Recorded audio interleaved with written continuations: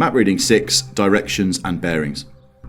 This video will help you understand how bearings are used to navigate, including appreciation of the degree and mils system. It will cover the following objectives: using and understanding the degrees and mils systems, using the different versions of north for map reading, bearings for map reading, understanding and identifying GMA.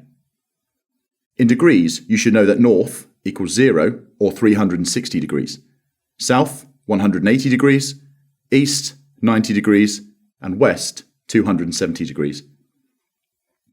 In the army, however, we use the mils system, where a circle is divided into 6 400 mils, with north being 0 or 6 400 mils, south 3 200 mils, east 1 600 mils, and west 4 800 mils.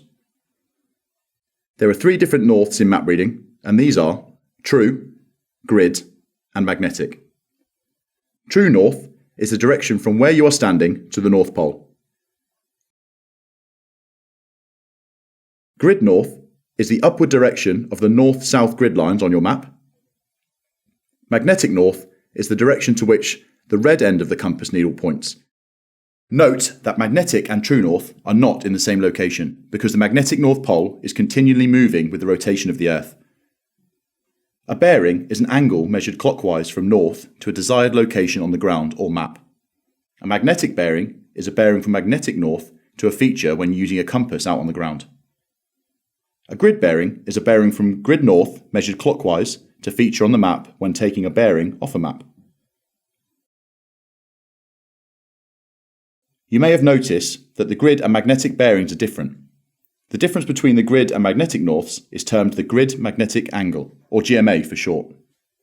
When using a magnetic bearing on a map, or a grid bearing to locate a feature on the ground, the difference between the magnetic and grid north, the GMA, must be taken into account, which means either adding or subtracting it. Shown clearly here, if the magnetic north is to the west of grid north, when using magnetic bearing to find a feature on a map, you subtract the GMA from your magnetic bearing to find the correct grid bearing, remembered as mag to grid, get rid. And when using a grid bearing taken off a map to find a feature on the ground, you add the GMA to find the correct magnetic bearing, remembered as grid to mag, add.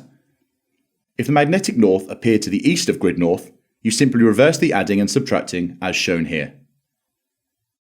The GMA will feature in the blue text on the map circled as shown, or in the text circled here in the map technical information section.